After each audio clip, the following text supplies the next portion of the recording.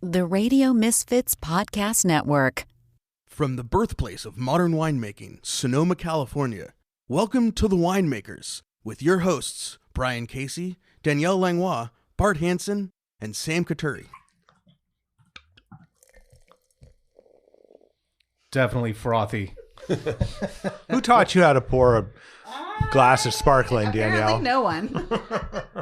Not pouring beers anytime soon. Take two. No. I'll pass it off. There was no glug. That's why she's going nice and quiet. I like it, actually. It's very elegant. Should have popped the cork. Thank you, Brian. Hey, everyone. Welcome to The Winemakers. This is going to be therapeutic for me because Tom has been inside my brain for the last 3 weeks or a month. This all started with a young couple that came into the tasting room one day, and they had an appointment scheduled with you, and I think one of your kids was sick, so you had to cancel. Yep. So they came here, and they were telling me about you, and I didn't know anything about you. Then I was pouring at Region in Sebastopol one day, and some woman kept going on and on about BXT and how she had it at La Bodega, Meek and Brian. Yeah. And she wanted to buy a bottle off of them, but they didn't have any to sell. Okay. So I told her Todd at Sonoma's Best might be a good hookup. Texted him. That was the day I texted you and said, do you have any of this? So then hopefully she flew over there and got a bottle. 2 bottles, yeah. 2 bottles. Thank then our friend Aaron, who lives in Atlanta, who's a big bubbles guy, you can follow him at Tricking Off Ain't Easy. Give him a ding. All of a sudden I saw him posting that he was drinking BXT, and then he had a brunch where he invited our friends Kelly Cornett and Tony. And then Tony comes out here to visit us, and her and I are at Hansel, and she says she's going to meet you in the middle of a vineyard. So I'm like, who? So we reached out to Tom and said, you got to come by and tell us a little bit about why everyone's talking about you. Well, yeah, let's just end it now. It sounds like I'm on a high into nothing now. I was going to say, can we start at the beginning though? That's everyone seems to know. I will this wine, I will say though that's very sweet, and I think it encompasses the best things about the industry, right? Totally community. And the fact that kind of that word of mouth has got around is both humbling and flattering, and that's cool. So thank you guys, and thank you for having me. It's cool. That's great. No, I always like to think that I know what's going on, and then as I get older and older, I realize I have no idea what's going on out there, and so I rely on other people that like things that I like, or and then they kind of turn me on to other stuff. One thing I'll say about these wines is, as a 10-year jaded wine buyer, there's certain things that just don't get me as excited as they used to, and every time BXT walks through the door, the bottles come in. Casey will call me on my day off. These wines are awesome, dude. And thanks, man. Congratulations.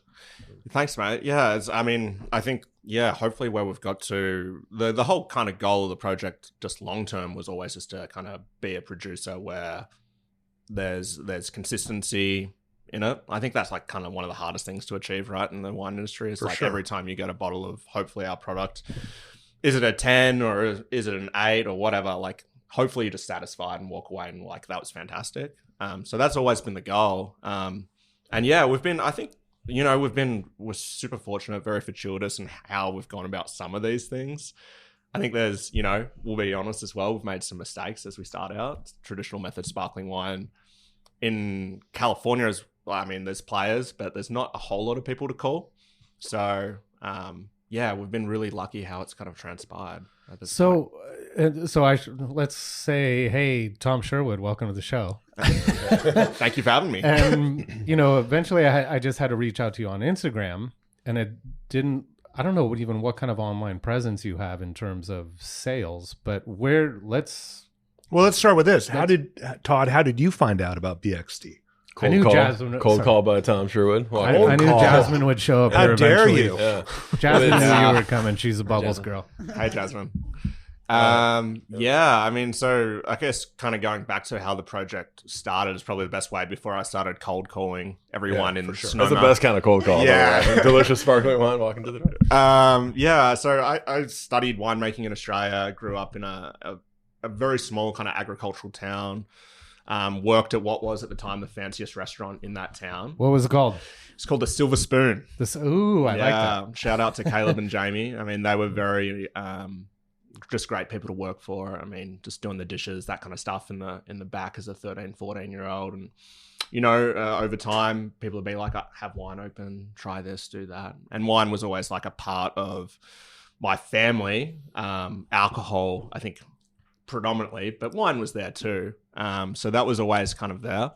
And then, finished school. Kind of thought I was going to go more of a hospitality route, but had a few people say, what about a winemaking degree? So in the University of Adelaide, I went over there and had a fabulous time at college. Did just what I needed to pass, to be totally fair. Full frontal lobe development came in, maybe 2 or 3 years ago with kids. So kind of just ran around for a while. And it was kind of like a slow burn. I'm very honest with people like doing that degree there. I'm very grateful for it, but it wasn't really until I started working that whole kind of thing transpired. And then so during that time, as part of the degree, you actually had to work a harvest to finish, which was awesome. My first harvest was in the Barossa Valley at a large place called Chateau Yildara.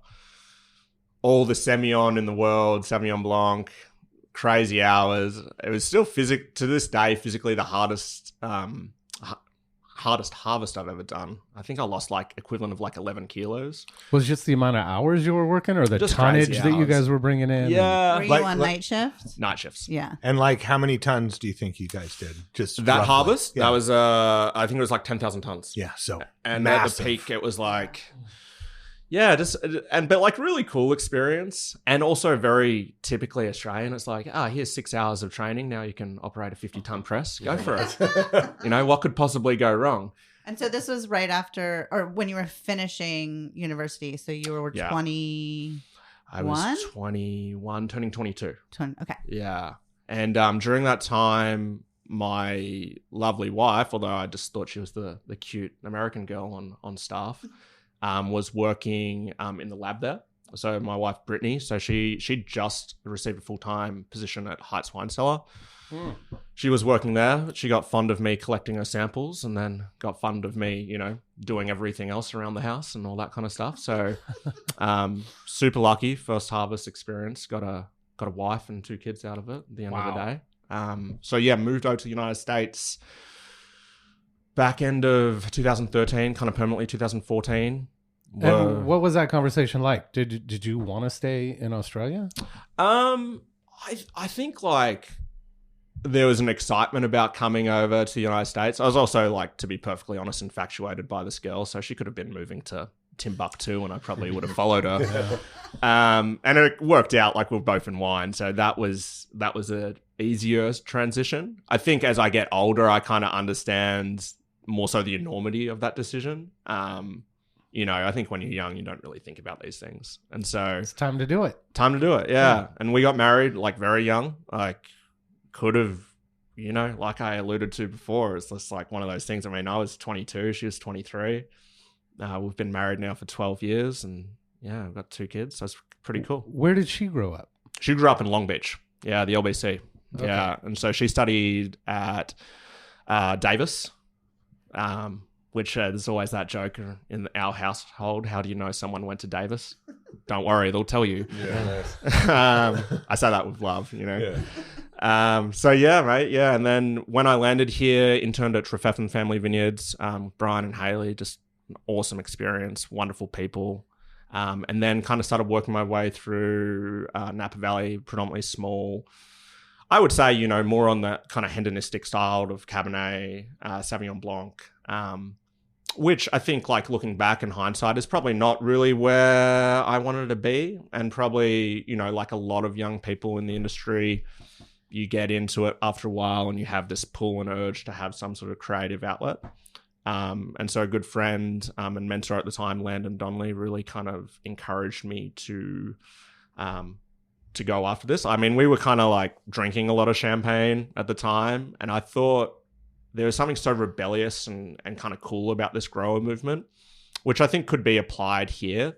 I think when we talk about viticulture and winemaking, in the United States, they become these two kind of almost siloed things. And kind of like this idea of kind of like taking the land back, doing everything the whole way through. And I find those wines, you know, just as we talk about grower champagne, like I find those wines both sophisticated and joyful. Like you can get as geeky as you want, or you can smack down a bottle in 30 minutes. And so I kind of was inspired by that and wanted to see if I could replicate that here. So, I mean, arguably you jumped into the part of our business that is the longest commitment before production, the hardest to get into, like, you know, the most expensive. Yeah. Different equipment. You know, what different equipment? Was there ever a time where you said, well, maybe we ought to start with some still wine? Or was that just not even part of the conversation? I don't think that was part of the conversation. And I think like you know, fortunate enough to talk to a few other young folk that are considering starting something. And I love the idea of independence and like these creative projects. And just as like a kind of a segue of that, like it's interesting talking about the state of Californian wine at the moment. I mean, despite downturn in sales, there's so many exciting, cool brands. Like I know, and I'd kind of take that back to you guys, but I feel like this is the most exciting time I've seen in Californian wine. I think there's so much cool stuff going on. Explain that. I mean, I just think like the quality and the individuality expressed in some of these projects. I think there's obviously a turnover within the industry, but I'm constantly inspired. Like I look at some of the things that people are doing, like Santa Cruz Mountains. Like I look at the guys at Madsen, Samuel Lewis Smith. I mean, closer to home, like Desire Lines. My mate Ben at Volta, like starting making these old vine Palomino, like super cool stuff. And Sam and Amanda, you know, farming their own Pinot pieces for Spur Road. Like the list goes on and on. Like there's so much good stuff out there. And so that to say, we're flattered if someone wants to drink our wine because there's so much great wine out there, you know? It's just hard to, and that those things that you were talking about, sometimes it's just hard for people outside of this region to find. Yeah, I think like this is why these things are important, right? Right. Yeah, like it's I a think way it to just takes a little bit of effort, right? I mean, there's just great bottle shops across the country, and there's wines that get distributed across the country, and I couldn't agree with you more. I think that there's so much exciting wine in California right now, and I think that the mass market numbers kind of mislead the consumer and the wine drinker about wine consumption. And I could get on the soapbox this forever, but like the amount of producers in California right now that are making enough wine to sell all of it and then make another vintage and sell all of it, and it all tastes good. Yep. I mean, it's world class right now. It really just real quick, just want to introduce Todd Jolly's joining us today. What up? Just in case people didn't know that. Sam's on assignment somewhere. And so anyway, welcome, Todd. Thanks for the input. Yeah, thanks for having me. Yes. Back to the thing about still wine. No, that never kind of crossed the mind. And I think like just ignorance is helpful in this sense because I mean, a lot of the equipment is really specialized. If you don't have it, you're paying a pretty good price for someone to do it for you. Right. And so, it was just kind of jumping in. Honestly, not really thinking about those things. Yeah. Well, I mean, how did it's funny. I've heard that. I've heard that the name before. of the winery work, Danielle? Bart? You know, it's BXT. It's Bubbles by Tom. So I mean, you gotta do a whole reset. Yeah. I did not pick up on that. BXT. That's good. What other wineries were you working at over in Napa? So I was working at Trefethen, got an internship there. Then I worked for quite some time at Bukella, which was big bottle, big wines. I was there for, like 7 years. I will say the main reason why I was there, I was just working for an incredible man, Landon, the gentleman I alluded to before. Like it was just like, he kind of really opened my eyes up just to Napa and Sonoma as a whole. And kind of coming over and not having that foundational piece of understanding that was really important. So I just loved working for him. And then, I made the wines there for a couple of years. And then moved to Roca Family Vineyards. And it was around that time the owners decided to sell the properties there, which coincided with my wife and I having kids. And we were kind of like, at the moment, what I do also to kind of supplement this is some consulting for other small brands. But it was just kind of this perfect segue of like, okay, if we really want to kind of go hard at it, now's the time. And like, hopefully this also allows some flexibility in scheduling. Like as we texted before, it's like, hey, I got this stop time because I got to go and get my daughter. But, you know, so that's where we kind of got to on that. And, you know, Brittany kind of holds the fort with her day job, which is amazing. Okay, so is there you guys sit down, you decide we're going to do this. Is there a business plan written out? Is there some sort of idea of we want to source these particular vineyards? We want to do Chard, Pinot, and Meunier? Like lay it out. Where does it come from? Jeez, mate. God, you're sounding like my business planner or accountant.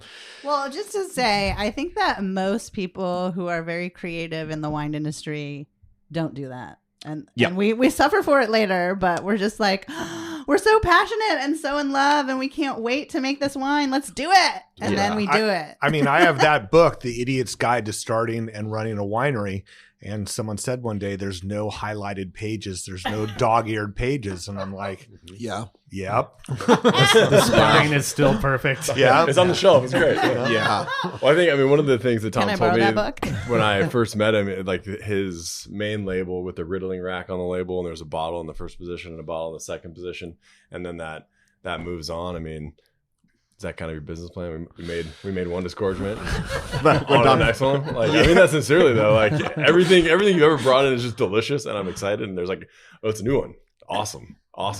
And I think to be able to, you have a wine and a project that, you know, there's so many people that tell me their wine tastes good and then it doesn't, and like to get a buyer actually excited about something, I think that business model is fucking rad. I mean, oh, thanks, mate. Yeah, back to the plan. I mean, yeah, we had a vision, I guess. Did we have a solid, concrete business plan of like, how long is it going to be until hopefully like you're paying yourself? Like, no, like, and that's still kind of an open-ended question. But in general, like what vineyards you wanted to source and where you wanted to make it and what, you know, you just wanted to start it off with one and see how it went. We wanted to start it off, but like we're also talking now, like this is 2018. So we're coming up, 8 years. I mean, it's not a long time at all in winemaking, but I guess it's a long time for a startup business. Yeah.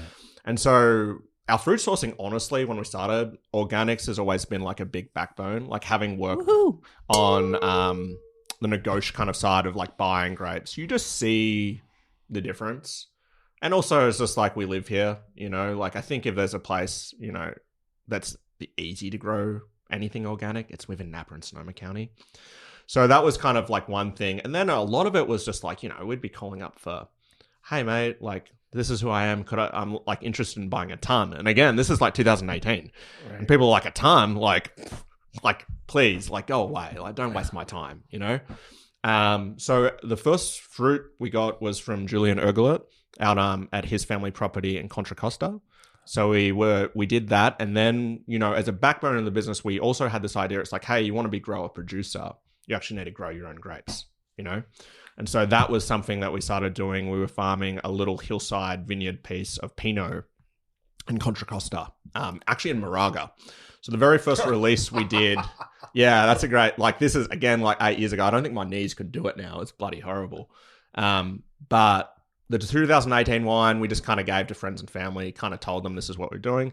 2019 was a blend of that Chardonnay from Julian and then this Pinot. And we really had no thoughts of like releasing this. It was like Contra Costa bubbles, you know. But 2 years on lees, no Malo. I remember taking it into the guys at Backroom and Napa, and they were like, this is cool. We'll buy this. And I was like, someone wants to buy this? Like, yeah. Amazing. So that was kind of like got that going. And then in terms of like vineyard sourcing and everything, it started off with friends, family, accessibility. And then over time, we've kind of shifted a little bit. Organics has always been a thing, but we're now working with Ascona in Santa Cruz Mountains, Balsami in Russian River Valley, Azaya out in, I guess one could say Petaluma Gap is kind of Marin. So that's just been kind of word of mouth and as we've got into it. But as well as the place, I think what's most important to us is the people. You know, like whenever we meet someone and we're talking about purchasing grapes, it's like, can we have a beer with this person? Do we want to hang out for the next 5-10 years? Because that's how it should be, right? Like, I'm not really interested in the onesies and twosies, this one off this year. Like that's not continuity and that's not really interesting to me. And so when we taste our wines, like they're reflective of the place, but I truly believe viticulturally, I see those personalities of those people. and sometimes they're a little more wild than others. But that's really exciting to us. So that's been kind of like how we go about fruit sourcing. And then, I think there's also been this assumption of like, oh, like a lot of the sites we work with are warmer, right? Like there's no way to say it. And people are like, oh, that seems warm for bubbles. I've kind of over time, I've really kind of thought like long hang time doesn't really equate to greatness all the time. It's nice. But I think when we talk about balance and just like fruit balance and acid chemistry, and if those things can achieve balance early, fantastic. Yeah. So, but that's been a learning curve as well, So along the way, did you work at any sparkling places, or are you self-educated on sparkling wine production? I worked a little bit at Brut Bottling. I kind of staged there for a few months. Shout out to Craig Roma. And so that was really beneficial on the back end, particularly in riddling, disgorging. Like we riddle everything by hand. So that was really informative. And I will say he is just like a great amount of knowledge. I definitely, when I have kind of more technical things, I reach out to him, and he's really helpful and just a lovely dude. And he was working at Schramsberg for a long time. So he's the winemaker up there. He's also one of those guys where you can say one vineyard and he's literally like a roadmap of like, he knows exactly what clone and everything. It's like, dude, your brain works differently to mine. So he's been helpful to lean on. But in terms of like working at a place, I think if you look at sparkling wine as a wine, which has become a new conversation, right? And I was guilty of this. I think I looked at sparkling wine as a beverage, like would crack it for celebrations. Yeah. Right. It's always kind of a side thing. But I think if you just strip it back, if you have a foundation in wine making, personally, I think that's you can do it. I think it's just intimidating because the mistakes are more consequential. Well, and that was my next question is, so like, what are those things? You mentioned riddling being very important. Yeah. What are the other key things that you think get overlooked in sparkling wine production? Well, and starting with the pick dates, right? Which are generally earlier than most people are out there picking fruit. Yeah. I guess so kind of to like, just to understand that question, what are the hardest things you kind of think about? Yeah. What are the hardest things that you make decisions on? What are the things that, you taste somebody else's sparkling wine and you go, they might've missed it on this. And I'm not asking you to throw anyone under the bus. No. Kind of a thoughtfulness that goes through the process. I think if we go back to the start, like the pick date is like critical, right? And that's not too different to making still wines. What I would say with love, and like I also make still wine for some folk, is like, I feel like the window, unless there's like apocalyptic heat coming, it's like 2 or 3 days plus or minus, and then we come down to logistics. We're talking about people. Is that going to make or break the wine? Like, I'm not going to be a diva about it. Like, no. I feel like in bubbles, this is maybe where I am a diva. I think like those 2 or 3 days, particularly in these warmer appellations, can be really critical because we do see those sugar rises. Like once we're post verasion, things can go pretty quickly. So that requires a level of attentiveness and kind of being uncomfortable as well. And also just like not being too caught up with the numbers. I maybe some people get a little more, if the pH is already here or whatever. Like I try and just kind of look at it, kind of simplify it and be like, obviously there's parameters where it's not bubbles, but the fruit has to taste good. Yeah. And so a lot of that work is done early. Like, one of the things we kind of do as a general rule is a lot of intensive leafing and canopy, trying to drive phenolic ripeness for sparkling wine really early, because it's pretty easy to get the 17 or 19 bricks in California unless you are beyond virus. Right. So that's also kind of like down with watering. I mean, dry farming for the most part, or trying to in sites, which is hard this year. And I think the vines are pretty happy at the moment. So that's the hardest thing. And then I think just like being okay with wines kind of tasting like shit to begin with.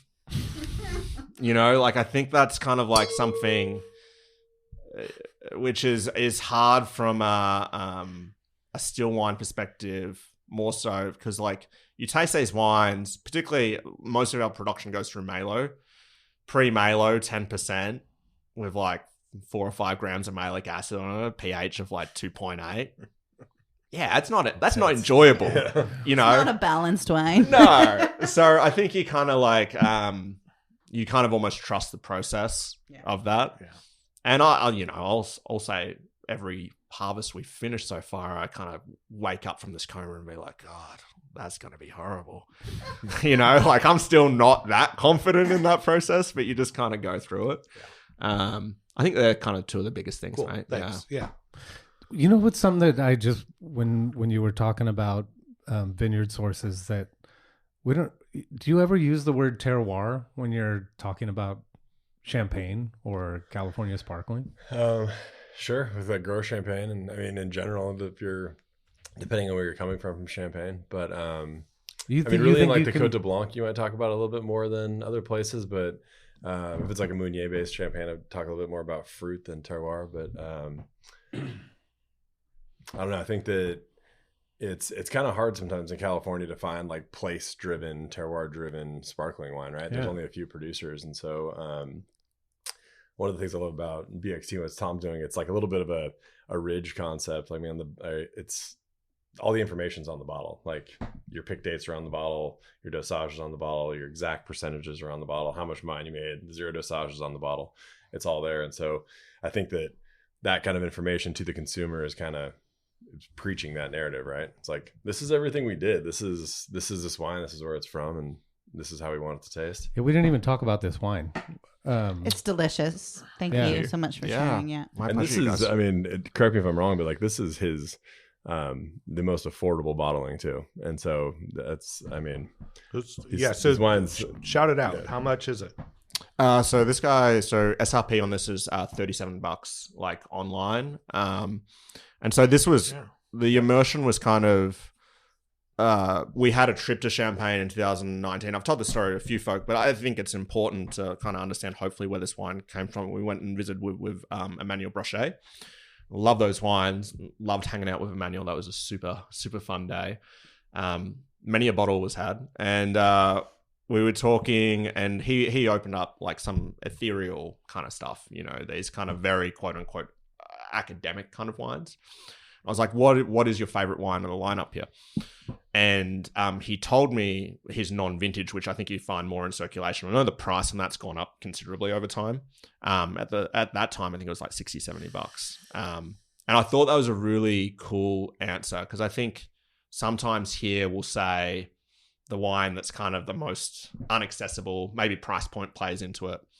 But he told me the reason why he liked that wine is because it brings joy. And I was like, that's kind of in essence what we're trying to achieve here.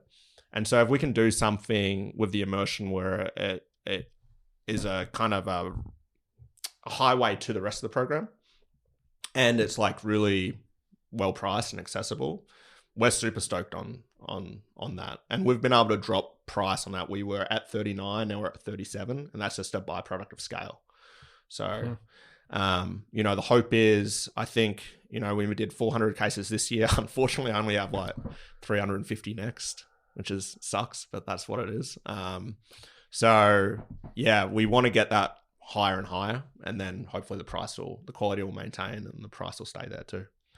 Yeah, I always thought it was funny that you could get a bottle of like Roeder. It seemed for the doing things traditional method to get a bottle at that price just seemed like you have to do volume, right? To bring things down in the high 20s, early 30s. Yeah, I mean, there's a lot of things that play into sparkling wine, which I think maybe the consumer doesn't understand. What helps keep this in check is it's 12 months on lees. So your storage overheads are not as significant. But, you know, for the most part, I mean, it is European glass. The European glass is typically better than the American and then the Chinese stuff. So you do pay for that, particularly with tariffs at the moment. You know, natural cork. So that's also European. So packaging is a big cost as well. So I think when most people find sparkling wines out, you know, there is a reason why they're a higher price category. And we just wanted to kind of try and tackle that and see what we could do. And yeah, I mean, I will honestly say this is the wine I'm most proud of, because I think like, you know, $37, you know, where I grew up is still a decent amount of money for a bottle of wine. Yeah. So if you can kind of like get that out there and have people enjoy it, for sure, I'm proud of that. So there's a beautiful flower on this label. Do you want to tell me about that? Yeah, so the wine's called California Immersion. So it's a blend. This is always a vintage blend, 2024. So it's a California poppy we took on a photo from the vineyard that we farm. Shout out to Maddie Barnes, our wonderful artist. And so she drew that. And yeah, this is a blend. Predominantly 24 is more or less about 50% Pinot, 30-ish, I think, Chard, the balance Meunier. 12 months on lees. There's a small little trickling of Solera in there, which is fascinating. So we've got about 350 to 400 gallons of Solera going at the moment. Can you explain that for our listeners? Yeah, so Solera or vintage, non-vintage wine. So we have wines that are over vintage, and the Solera at least is then like a continuation of the vintages. So we keep on piling them on top of each other, and they get super nuanced and interesting. It's kind of like back to your comment before, Todd, about like speaking of like terroir with wine. Like I find those wines then take on like a very like cellar sense of place, as opposed to like this was grown on chalk, you know, or this was grown in a gravelly alluvial fan. But those wines are just breathtaking, honestly, mate. Like they just kind of like, there's something very romantic about having X amount of years of wine. Sure. Look back on time. But what we do with that, like that, we have a few kind of more oxidative bottlings and Solera-based bottlings we do. But I think in that, it was like 1,000 gallons we made. We might have put a keg in. But what that does is just like salt. Like it's just like cool. So cool. Yeah. And like I don't understand the chemistry and the science behind it, and I never care to, because then it won't be mystical. Right. That's really cool. Yeah. And I mean, we're doing more and more of that. I think that's a market where people are really kind of interested in those wines too. And it's just so people know, it's not just like, well, we had a little extra wine, let's put them together. I mean, it's a thoughtful process. You're drawing out a certain percentage out of a barrel, I assume. Totally. Yeah. And then putting in a percentage from a couple different, or a vintage, you know, from the new vintage. Yeah. We'll kind of establish the way we blend that wine. Like, to be honest, like the immersion is also a byproduct of like not everything is single vineyard quality, right? So there's like other press cuts there that go into it. And we kind of establish that blend, and then we kind of go to the drawing board of what we have in terms of like reserve wine and whether or not it helps or hinders. Right. You know, I think there was very early the 23. I don't think it got any. Yeah. But it felt like the 24, it just kind of added something. And yeah, it's cool how the immersion comes together. I tell people all the time, it's also really annoying though, as like someone that then like agonizes over a 2-barrel production of something, and you like put this as like our biggest production. It's like the chaos just kind of consumes, and it's great. So yeah. Can we pull another bottle? Something Absolutely. Else that you have, and then maybe talk about, for people that don't drink a lot of sparkling wine, like what do you think Chardonnay, Pinot Noir, and Pinot Meunier individually bring to the finished product? Ooh, that's a good question. Besides color. Yeah. I think Meunier, we'll start with Meunier because I do love Meunier. Meunier has a rustic edge. I think the fruit is kind of wild, and you can kind of push that in different directions. It seems to handle oxygen really well too, in my limited experience. Breadth and weight to the palate. I think it's more kind of like, if we talk about wines in terms of width, like I feel like Meunier is kind of like stretches. Wide. Yeah. Pinot for me, site dependent, but more upright, more linear through, delicate red fruit, but can kind of add, like if you're kind of like talking about having like a band or something, I feel like that's more like of like the, I don't know, guitar strings through. It's like very like upfront. The Chard, I mean, Chard's an interesting one. I think Chard can go one or two ways. To me, it can be like laser ripping thin in a good way. That seems like a backhanded compliment. Or you can also kind of push it like oxidatively, and it'll also add width and breadth to the wine too. And then kind of obviously, you know, more of those kind of citrus notes that we kind of find in California at least. Yeah. The Pinot in that though, I think is really driving that wine. And I really like that delicate red fruit that brings to that cuvee for sure. Yeah. And go ahead. No, you go. I couldn't agree more. I think with the 20 years of Blanc de Blanc focused grower movement in Champagne, and so we're kind of at a nice like reset right now of like the Blanc de Noirs and all the Pinots coming back in and still having a lot of focus. I mean, Casey and I, we we taste a lot of champagne at the shop, and it's really been fun recently seeing a lot of Pinot dominant grower champagnes kind of hit the market again. And it's just like that light red, like underripe raspberry kind of excitement. It's just like, wait a second, like this is a different color. This is not even a different color, but like the flavor color, if you will, is like, okay, here we go. This is exciting and fun. And I couldn't agree more with your descriptions of the grape varieties. And is Meunier hard to find around here?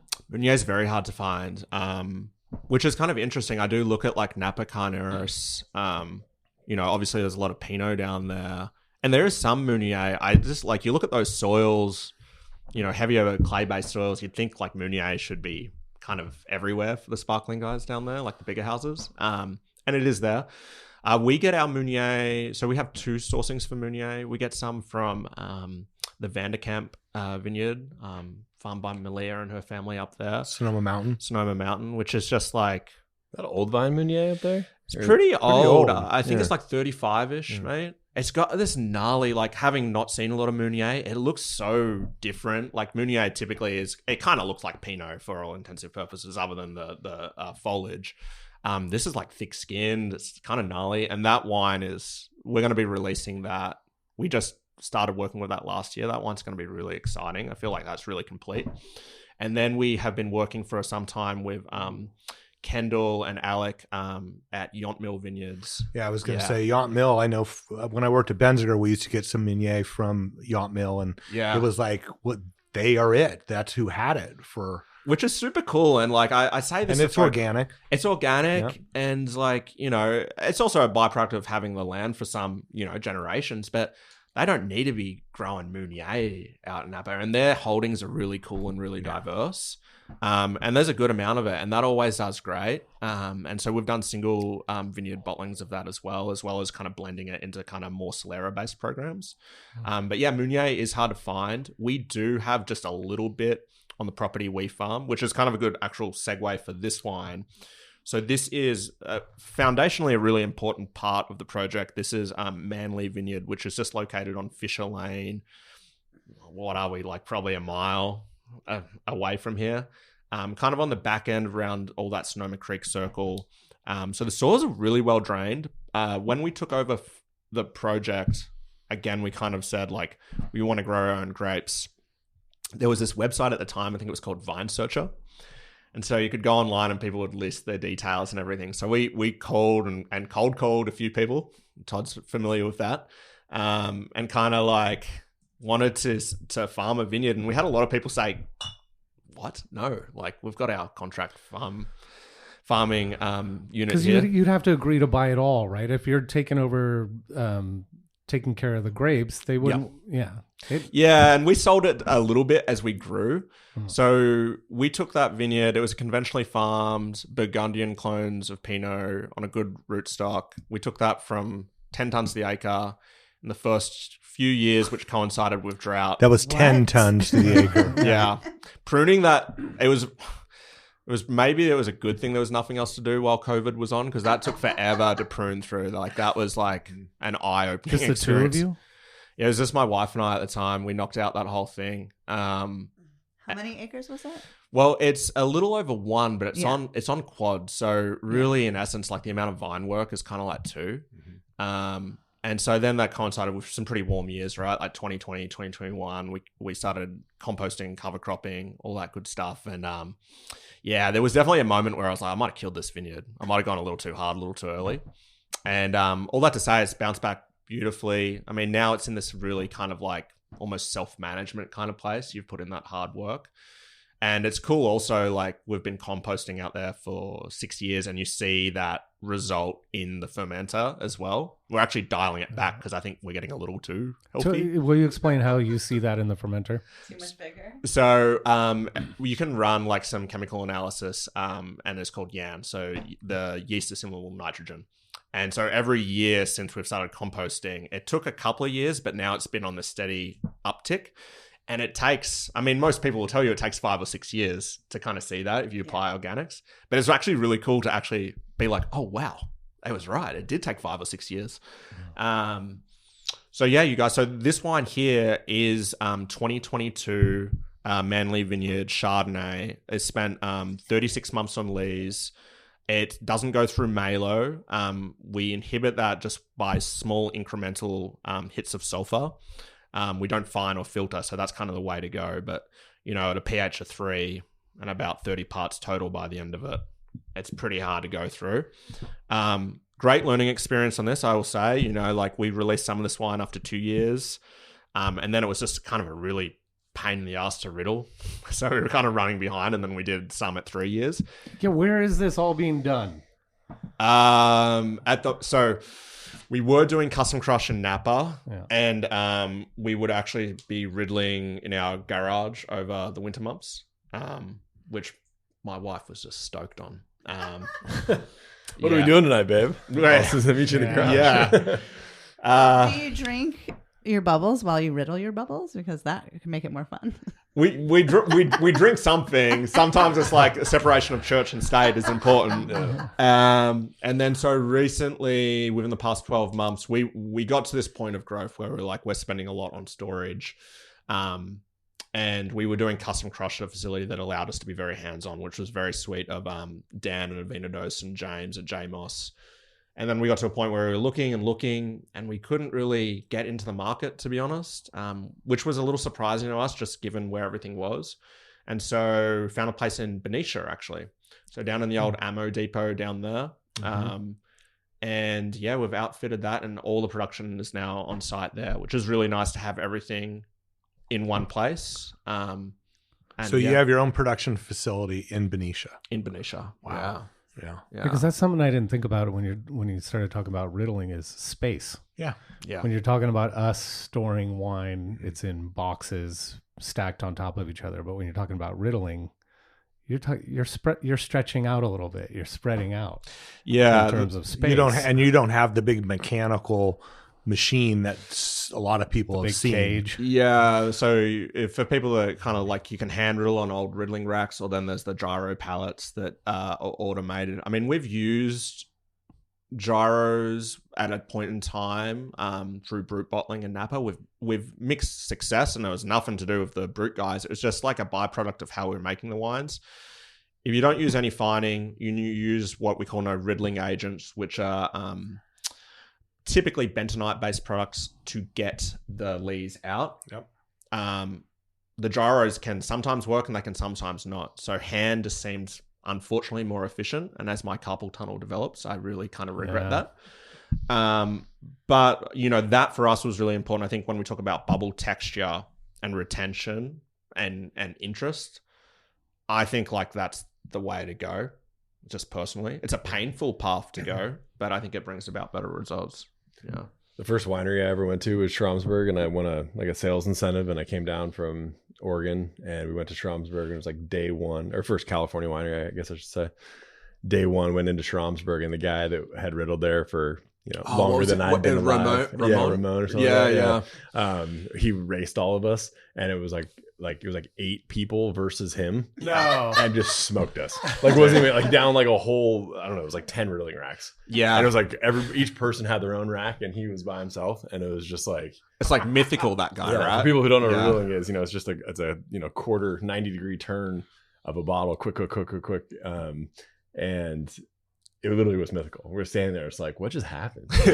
Sonic the Hedgehog just zipping through the cellar. He's also, I think I might have met him a while back. I just remember his forearms, absolutely, dude. Just, man strength. Just old dad strength, just crazy. You could only get that from reps. Just incredible. Quarter turn reps. Yeah. Popeye forehand. Where am I? What is happening right now? And it was just incredible. Yeah.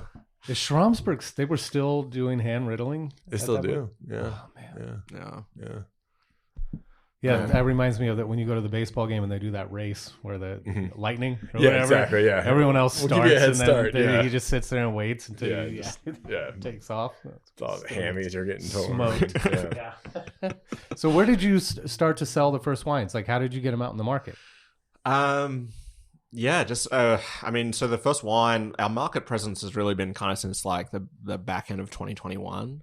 And so, I mean, that year we had it was like 40 cases, and we just dropped in on the places we'd been buying wines. I mean, Todd's one of them. And, we kind of just started out there, like definitely, I mean, honestly, like not really even understanding how that world worked, like kind of just being in production that whole time, being like, oh, I'll just go in and knock on doors and hopefully not be too obnoxious and come in and show the wines and, a few phone calls and, shout out to those accounts that got around us early, like Backrooms, Noma's Best, Valley, very locally supported for the most part.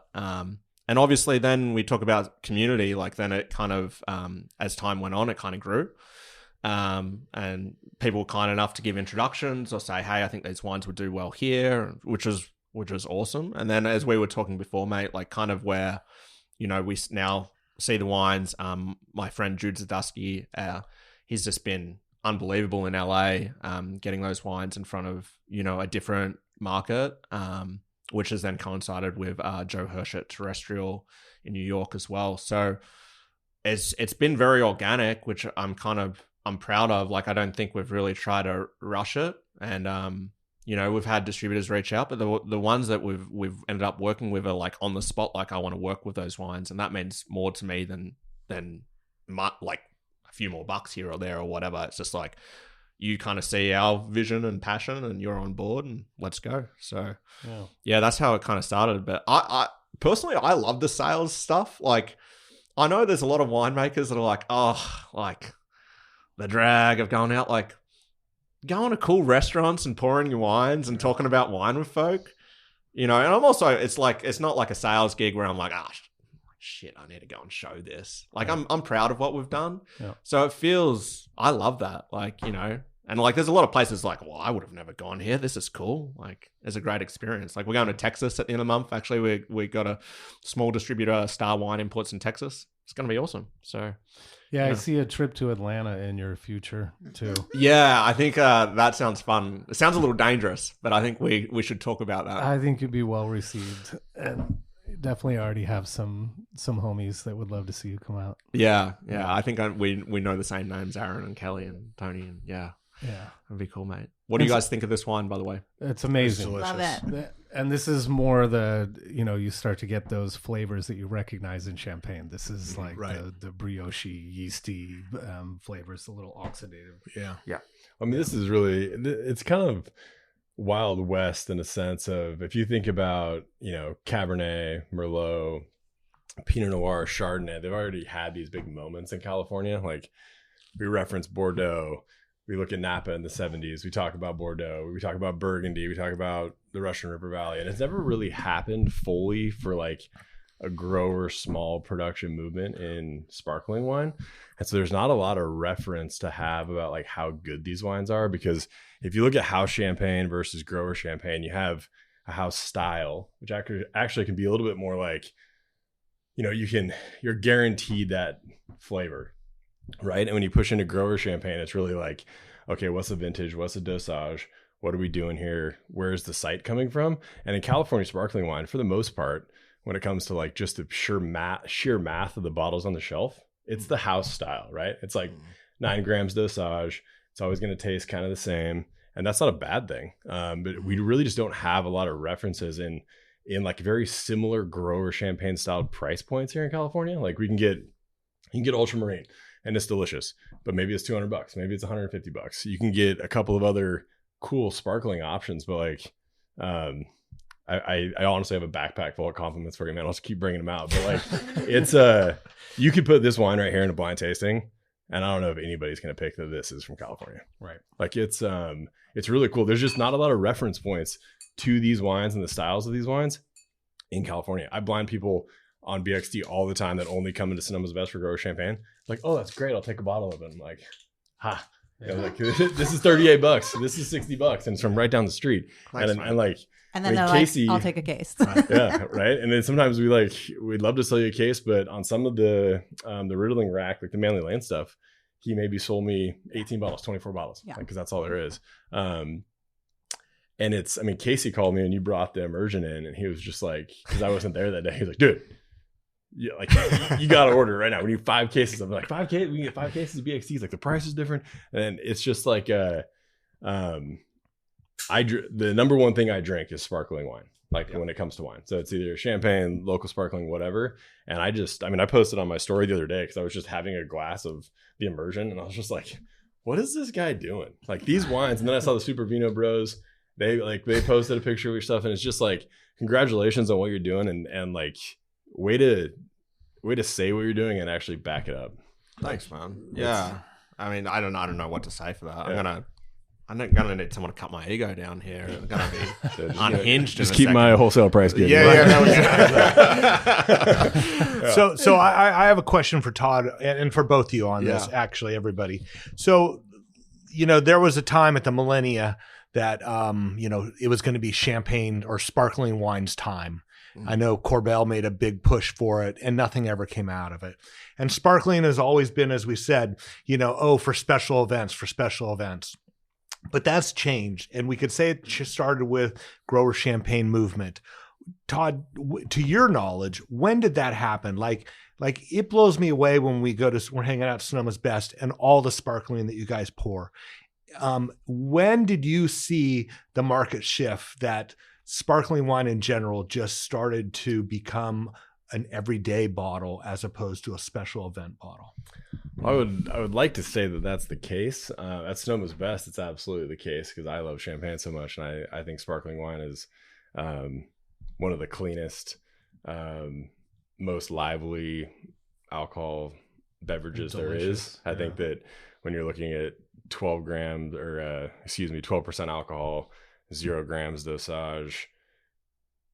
I don't know. I like to drink a bottle of champagne myself. Like go to a party, drink a bottle of champagne, and like the 30-minute bottle, let's do it anytime. Yeah. And I mean that sincerely. So it's like if I drink a bottle of Napa Cab by myself, or I drink a bottle of, I don't know, Shiraz or something, I'm not going to be having the same night that I would have if I drank that. And so, I mean, if you go back to like the early 2000s when I think the grower movement really started kind of taking off in general, but that's like Charton Tallet, Pierre Peters, like these producers that were finally kind of making it to the States and outside of New York and outside of LA and outside of bigger markets. But I remember I had Pierre Peters in Portland, Oregon years ago, and it was just like what is this? Like, this is fantastic. And I sold a bunch of the big brands at the time.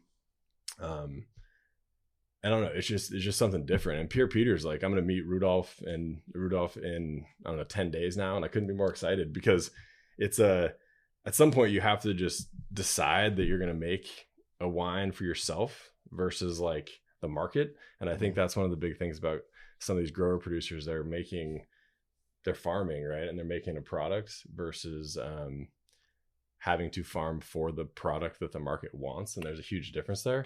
Yeah. I don't know if I'm answering your question or if I'm just rambling. That's okay. I mean, maybe to some extent, since we do live here in, Mecca, where wine is everything and food is everything, maybe we are the first ones that acknowledge this, and the rest of the country isn't quite on board the way it appears that we are here in California. Well, I think you have any thoughts? I think maybe, and to answer your question, because it's coming back to me now, but it only takes like one great glass of sparkling wine to change somebody's opinion about sparkling wine. And somebody might have a I don't know, Prosecco or something that something that has a lot of residual sugar in it and just might not have a good experience with it. And they, I hate to even be this guy bringing this up, but they call it champagne. It's not champagne. It's Prosecco, or it's California sparkling, or it's Franciacorta, or it's something. And everything just gets bundled in. Like, nobody bundles Bordeaux and like Napa Cab and Santa Cruz Mountains Cab together and just call it all Napa. They just don't do that, right? And sparkling wine, it's just like this default thing of you go to a wedding and they're passing out glasses of champagne and it's really, La Marca Prosecco. And it's like it's kind of confusing, right? And so you have one great glass of low dosage, really refreshing grower champagne or sparkling like this, or just any really high quality sparkling wine, and it's really eye-opening. Like, the fact you're never going to get a headache from something like this. Yeah, like there's like, it's like not even in the bottle to do that. hearing what you were saying before as well, I think like when the question like regarding like when did that happen, like at least in my opinion, what that movement kind of shows more than anything is like an authenticity and an individuality, which I think is like why it's also compelling and exciting to a lot of consumers, because those wines are authentic. Are those wines perfect in a textbook way? Probably not. Like some of them go off on a different direction, but I think more and more that's what, you know, I hope like a consumer is looking for. It's like, that's an authentic wine made by people. And I think like that's where, even though those wines are delicious, I think there's also that human aspect where people look at the grower producer movement and it's like, oh, that's really exciting. It's not just like a house. It's not just like a brand. It's like, you just mentioned Rudolph. Yeah. It's like, you know that guy, you know? So I think that's where it's also exciting. And then the other thing, at least in my limited experience of where things change, I really think that book that Peter Leem wrote about champagne, I hear people reference that so much about how that changed their perception. And it definitely helped me change my perception on champagne too. I think it's such a different experience too, drinking sparkling wine, because especially with all of us dorks around here, when we huddle over, we open a bottle and we huddle over a glass and we're kind of spinning it, we're looking at it, we're smelling it, we're tasting it, we're talking about the different sparkling wine. When you open it up, it just seems to be purely about the enjoyment of it. There's a very low percentage of people that are actually trying to break it down into these different categories. It's kind of like, is it delicious? That's a great point. Right? Yeah. And it's festive and it goes with everything. Yeah. So, you know, I think sparkling wine and rosé, you know, rosé kind of had its old time, and I think bubbles are and I think rosé is having a moment again. I mean, rosé is I think rosé, like, especially like by the glass, is super alive and well right now. I think like the kind of post-COVID years of over rosé production or whatever, but like the amount of rosé on the market from California right now is incredible. I mean, it's I've been really impressed with, especially these 2020. What is it? 26. So it's the 2025 is coming out. Yeah. It's been great, and I think going back to your Solera thing really quick, for like anybody's context out there, like, the coolest grower producers in Champagne, they all do these perpetual blends. They all do these Solera systems. And like when I get an allocation of a Solera, it's so sick. And so to have somebody actually like in Benicia, shout out Benicia, my in-laws in Benicia, doing a Solera system of like organically farmed, it's so cool. Like this isn't like, this is just starting right now. Thank you for giving me what I didn't know I needed. Yeah, 100%. And that's give the people what they want. I don't know. I think most people are missing the boat when it comes to champagne, and it only takes champagne and sparkling wine. It only takes like just a couple of moments to really just take a step back and realize like how delicious and refreshing and like just pleasure filled wine, like sparkling wine, can be. And I mean, if you like gin and tonics, if you like Sauvignon Blanc, if you like refreshing drinks, like take a step back, put the Prosecco down, buy some champagne, buy some BXT, and give it a try. Like, and no one ever drinks one glass of champagne. This is the dirty little secret when you work in good restaurants, is I knew if I could get bubbles on the table when they sat down, it always led to something else. Yeah. No one's just having it doesn't a glass count. of It's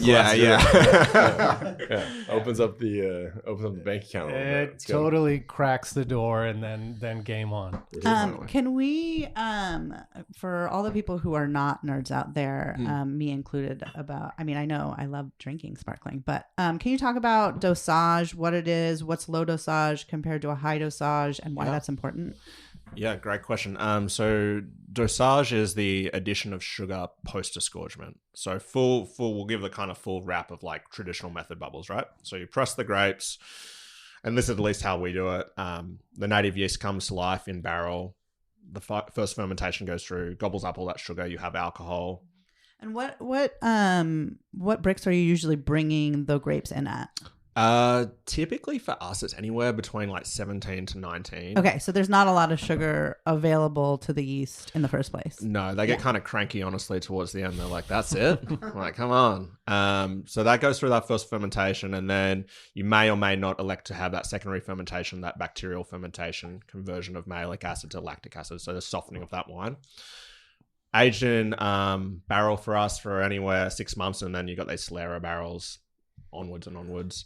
Assembled in the spring, and at that point what we do is we add we add a selected yeast as well as some sort of sugar source, be that cane sugar. I mean, we've done bottlings with honey, like kind of trying to bring more of the locality. Yeah, the That's perpetual. super cool. Yeah, I wish I had more of that as well. Beautiful bee on the label, if I remember. Yeah, good on you, Maddie. So then that fermentation takes place in bottle. You get the pressure build, and then so we riddle. So we get out all the dead yeast, and that might happen after 12, 24, 36 months. And then at that point, you pop everything out, and you have the option to add dosage, so sugar back. And so what is low dosage? I mean, for me, for me, it's like less than 2 grams. I think by definition, I think extra brut is 4 grams per liter. All these 3. are 0. Yeah, so all these are 0. So wait a minute. So you're saying when you added the honey, that's not part of dosage. That's a segue back to another bottling we do where instead of adding traditional like cane sugar for the yeast to gobble up in bottle, we add locally sourced honey, which was inspired by the guys from Le Large Peugeot who do a bottling of that. And so we were kind of thinking of that, like this was the beginnings of a Solera barrel. What did that taste like? Like this with a little bit of kind of like a effervescent honey. I mean, effervescent in a way of like, it wasn't like dense honey flavor. Right. It was like, it is this quality with, right. Instead of like the traditional liqueur d'expedition, it's fun. It definitely took there was the first year we swung from the hip and was like, boom, nailed it. Yeah. I love when that happens. I love it too. And the second year when it was 5 or 6 cases, but there's no point selling that to your mum. Like, it's like you might as well get in front of people. So we'd go around, and the Somme community was kind enough to get around it. But like, I was like, bloody hell, that is a lot of honey. Like, they kind of felt like mead. Yeah. And so we went back to the drawing board on that and tasted through a lot of locally like California sourced honeys, and then we selected one we want. And that kind of now subtly, hopefully, sits in the background. It's not like the dominating piece. So then to go back full circle to the dosage though, so pop everything out. You can add some sort of sugar source back at that point in time. And so for us, not dogmatic about it, but we feel like when we get things right, we have like an inherent mid-palate ripeness in California. And so we typically always set up dosage trials, although I'm getting a little bit lazier over time. And it just doesn't seem to work for us. And that's not to say it doesn't work for other folk. Like, we've got some contemporaries that make wonderful wines, like shout out to Haliotide, Arabilis up in Oregon. Like they use a little bit of dose and it works great. So is this like turning out to be like the residual sugar level, or is it for further fermentation for bubbles? So the hope is it's not going to re-ferment. I mean, you should get all the yeast out. Everything's done. And then so the sugar in essence is there. Now, you can talk to many folk about, like, particularly in the Champenois, why you're adding that. I mean, to me, in the most simplistic form, it's either to give added weight, balance acid, to the wine, or maybe like mask, like, we had to pick that. And there's like a slight green phenolicness. Gotcha. I think there's also a wine that's coming out where I'm really stoked on it. I'll tell you what it is. It's the 2023 Pinot Meunier, which will probably release in the fall. It'll see 30 months. But I just have this like inclination. I'm like, I think just like a gram might just like kind of like pop it a little bit more. Yeah. And so do you add this like right before bottling or? Right at the end. So you've got the crown cap on, secondary fermentation, disgorge out. Uh-huh. And then you'll add the dosage. Yeah. Then you'll put a cork in it pretty quickly. So. Yeah. And then that's it. Gotcha. Yeah. Yeah. But that's a little bit of that must be slightly difficult, because when you disgorge, it's not completely consistent. Like you get your system down, right? Yeah. And so then you're adding back this little bit of sugar. There's a little bit of a variability there. Yeah, I think that's and I'm not trying to. No, I'm just. no. It's more of a practical discussion thing. Yeah, I think like if and I will say this: if the wine's disgorging well and everything is going great, yeah, it's like the variability is limited. But it's not unavoidable, definitely. Right. Yeah. And I think like one of the things when we talk about, dosage back, it's like, well, we made 700 bottles of this. To me, this bottle tastes bone dry. Is there 1 or 2 bottles where it stumbled out with half a gram or a gram in it? Yeah, Probably. I think for context though, Bart, like for the listener, like between 0 and 3 grams, like the fact that Tom is talking so specifically about those, it's a really small spread actually. Like you're up to 12 grams for brut, 13 grams depending where you are. It always blows me why it's 12 grams for brut. Yeah. And like most house champagnes that you'll buy, or bigger production California sparkling wine, we're sitting in the 8 to 11 grams. Yeah, I got you. So like the 0 and the 1, that's like, it's great to hear the chef like say, I used this, but does anybody like? It's really hard to even pick up on that. That's really like a round off of. I totally intense, understand. We got to bring it back a little bit. Well, we're talking about I like totally detectable understand. levels here. I'm and in my brain, I'm thinking about it would drive me nuts doing the dosage, and you put those bottles down, and you're going back to top them up, and you're like.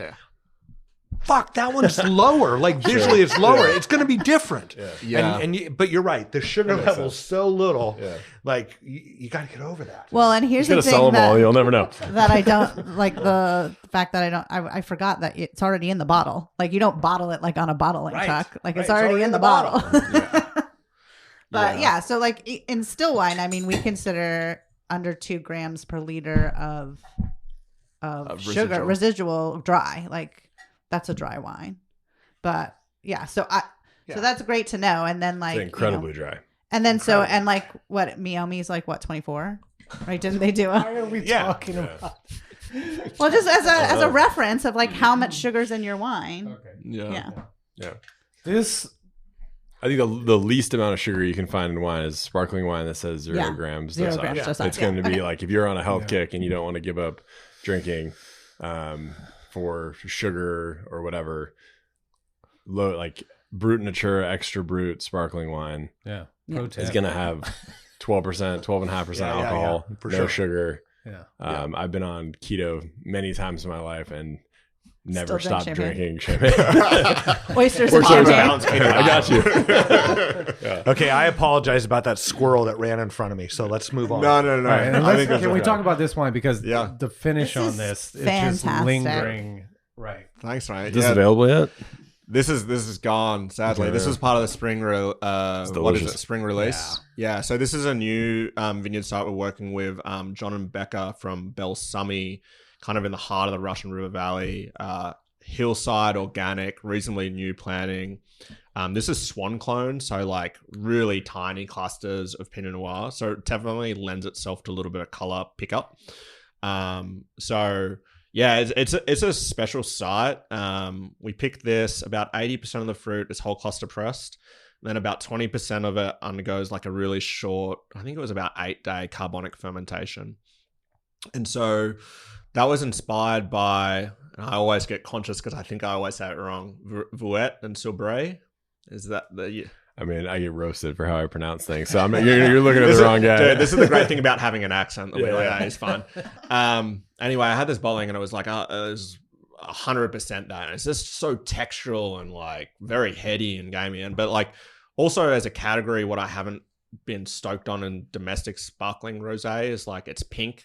And it's like, cool. Like where's my fruit? Like I want to have red fruit and I want there to be texture. I don't want it to be clumsy.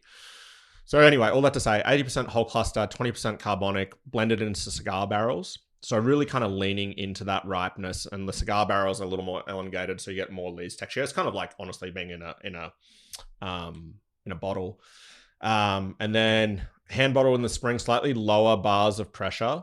So when you add that sugar in for secondary fermentation, this is a little bit less, just because I feel like when things are riper, it's kind of a lesson from the more southerly aspect of Champagne, the Cote de Bar, where you see a lot of producers playing with less pressure.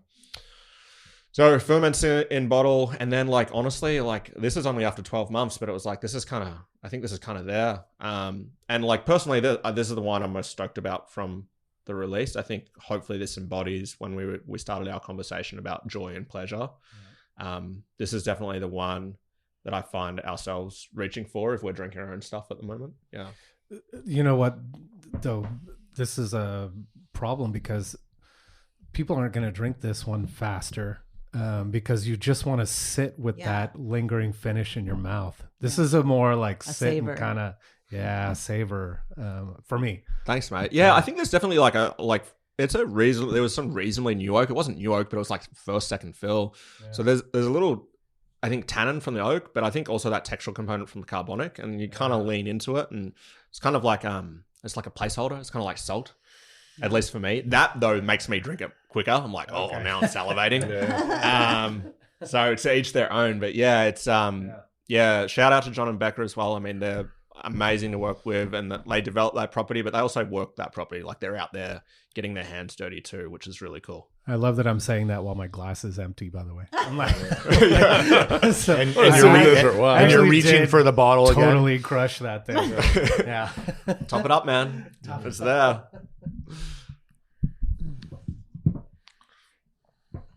Yeah, you guys.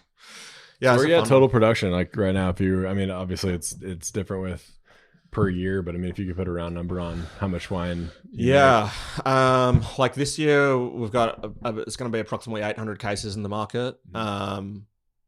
So on an annual production, I think like this year we kind of held the same, about 800. We have desires to get to.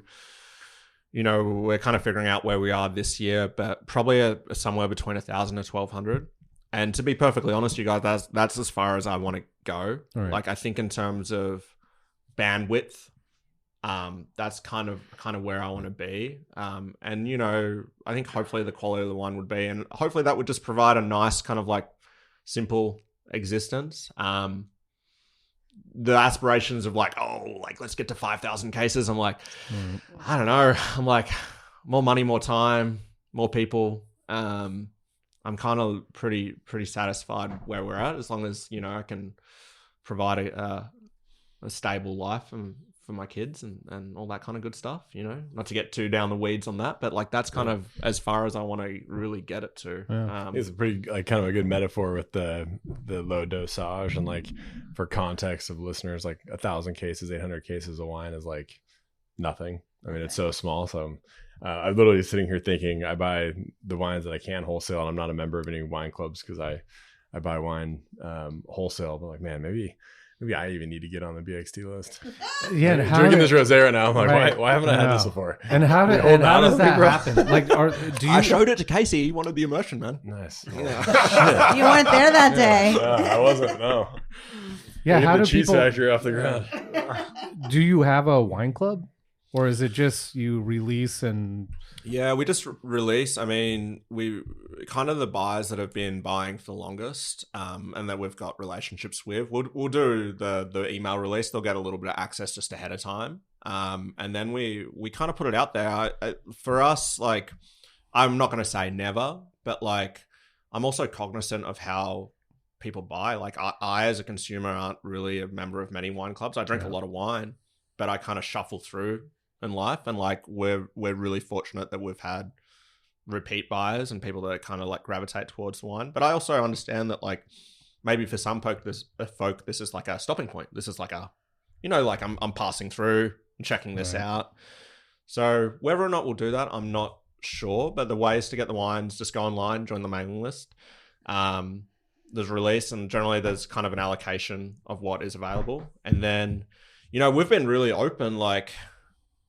For us, like, growth is also being at a Sonoma's Best. It's being at these restaurants. It's growing that kind of circle. And it's also really highly satisfying, I will say, to have the wines in those places. Like, it's to us, it's flattering and it's cool. So that's where you can find them, really. And if people come here and they want to do a tasting with you, you're open, willing? Yeah, I'm open till June. Then I'm going back to Australia for a wedding, and then by the time I get back, it's going to be go time. So typically we do spring tastings. You can shoot me a message on Instagram, on the website, and we try and accommodate people as well as possible. No charge on the tasting. Just come out, have a good time. Purchase of wine is always appreciated. and if you're out of town, we're pouring the immersion by the glass at Sonoma's Best. Oh, cool. Yeah. And so the location for tastings is at your production spot? So we offer it out of Benicia as well. More and more though, just the weather's so gorgeous. We do vineyard setting tastings at the Manly Vineyard in Sonoma, which is obviously a little more centralized for wine country. It is. We have done some Benicia stuff, but it is also, we're hoping to build that a little bit further. But wine country in Sonoma kind of makes sense. Yeah. Thanks, man. Thank Thanks you for guys. Yeah. You man. and I were destined to meet. Yeah, no, I really appreciate it. I mean, it's just the fact anyone wants to hear me dribble, I'm kind of like stoked on. So thank you, and I really appreciate it, you guys. It was fun chatting. Cool. Cheers. Thank you, Todd, for hanging out with us today. I'll use this as a Zinfandel plug really quick if I can.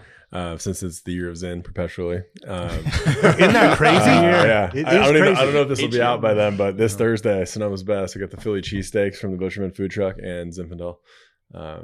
And I did the taste test myself yesterday, and it's great. Nice. Yeah, can't wait. Cheesesteaks. Philly cheesesteaks and Zen. Why not?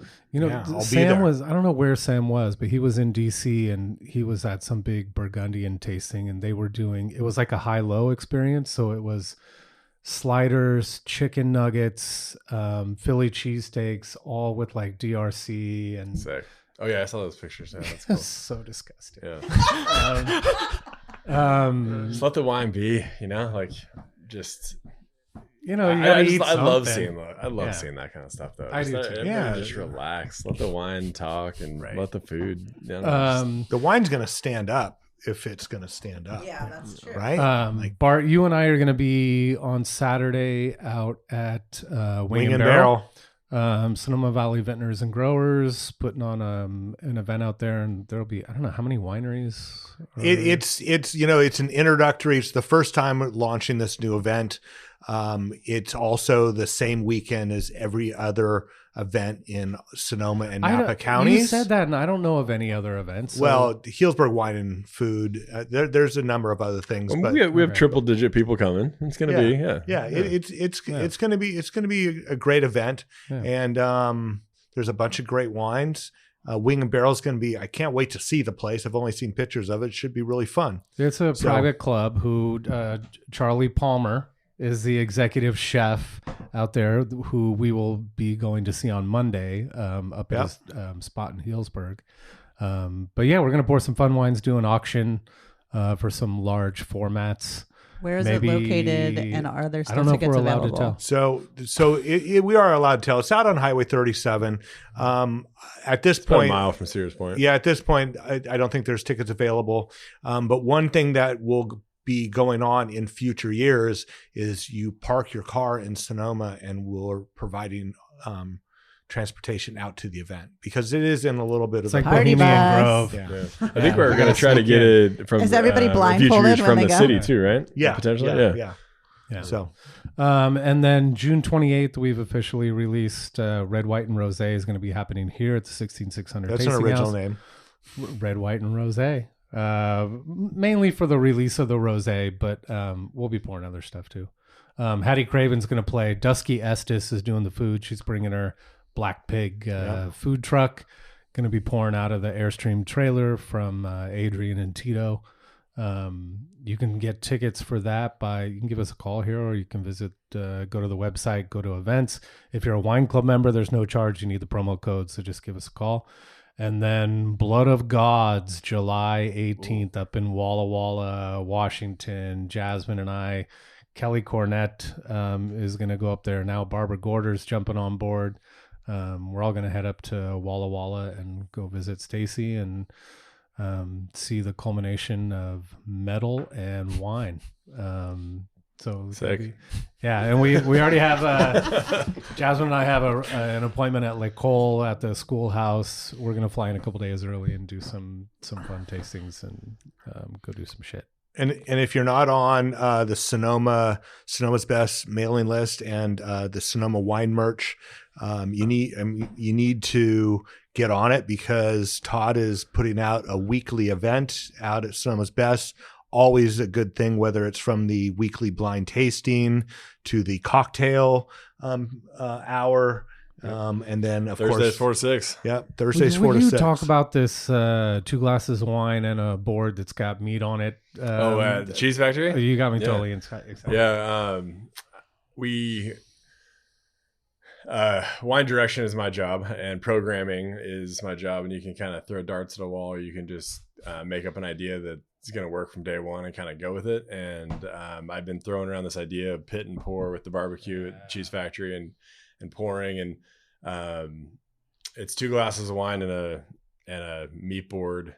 You could eat it by yourself, but it's great for 2 people for $40. I mean, for $40, I mean, if anybody knows Sonoma's Best or my pours in general, I mean, we err on like a 6-ounce pour, not a 4-ounce pour, and it's local wine. It's delicious, and it's not set. I mean, you can come in there, and if you want sparkling, or if you want red, or if you want white, they're available. But it's a particular time of day. 3 to 6 every day. 3 to 6. Okay. Yeah. So it's not a happy hour. It's just we offer it during that time, and the food's ready in about 5 minutes, and the wine's ready immediately, and no reservations required. And it's worked every single day since I've launched the program. So there's people that come tasting, and they do like a 1 o'clock or a 2 o'clock tasting, and then they need something to eat, and the only thing open is the grill and the fig, because they serve straight through. Yeah. So it's kind of a cool little go So is that at the Sonoma's Best or the Cheese Shop? The Cheese Factory. Yeah. Yeah. The Cheese Factory's open until 6 every day. So if you need food, Butcherman's a beast. The food is delicious. Butcherman is amazing. Cool. Danielle? I have some exciting news coming up. You're pregnant? No. Wine news. Okay. Jean de Bois will be in the Passaggio Wines wine shop for tastings and Wines by the Glass in Glen Ellen. So in where? In Glen Ellen? In Glen Ellen. We're right across you guys are going to be neighbors. We're right across the street from Bart. So. Just 15 minutes north. Yeah. Follow the signs. Yeah. Or if you live in Sonoma, all the way over in Glen Ellen. All the way in Glen Ellen. Yeah. If you have kids, Bart has a nice little fountain out front that he'll let your kids destroy. But they have music on Fridays and Saturdays from like 4 to 6, free music. So just come listen to some music and drink some wine. And by the end of the month, Jean de Bois will be there. So. And awesome. How does that work? Are you going to be there some days? Yes, I will be trying to be there on Fridays and Saturdays, but I will also be announcing if I'm going to be there. Okay. Yeah. And you're pouring all your wines? Not all of them, but a good amount of them. Okay. Yeah. Cool. And of course, I'm open for appointments or... Yeah, come see me and then go see Bart. Yeah, exactly. Typically you can just run across that busy street. Yeah. After... or vice versa. Yeah, totally. Thursday, Friday, Saturdays, I'm typically there, and but 24 hours a day, 7 days a week by appointment. Yeah, Bart's been gone for a while, so he's ready to get back in action. 24 hours a day, 7 days a week by appointment. Huh? 3 a.m. We're good to go. Hey, you know what? If someone's going to call, we can discuss it. Yeah. We can discuss it. Oh yeah, His kid's away. I have a 1 a.m. appointment with Tom and Benicia, and I think I can probably get up to your place by about 2:30 a.m. No, my kid is back from school. Nice. So he is back. Summer break, baby. Summer break, man. Okay. So you're your wines are delicious, man. Yeah. Yeah. Thanks, Tom. Yeah, thank you so much, Tom. Thanks, Tom. Thanks for sharing the wines. Obviously, we highly recommend. Wait. How much are these other wines? Because we just talked about the 37. So the immersion and then the 100% Pinot Noir. The Pinot I think was 67 SRP. And then the Manly, I think, was like maybe 65. I'm horrible at remembering. But here's the buzzkill. What? There isn't any. There's more coming. More coming. Yeah. There's a whole Peter Michael situation. That's true. Yeah. But you know what? There's more coming, and you should get a hold of these because they're very affordable and very good. No shit. And we got to try them today. Yeah. Lucky us. Brian drank all of it. Yeah, I'm saving this little piece right here. All right, thanks, guys. We'll look forward to talking to you next week. We're going to head up to Healdsburg and go visit Charlie Palmer. Cheers. Yeah. Thank you. Cheers. Drink more sparkling wine. Hell yeah.